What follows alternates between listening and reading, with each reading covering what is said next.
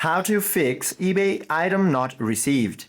To fix an item not received problem on eBay, first of all, go ahead and launch the application onto your device. Now, go ahead and tap on this My eBay option from the bottom navigation bar. Head to the purchase history or simply head to this purchases section.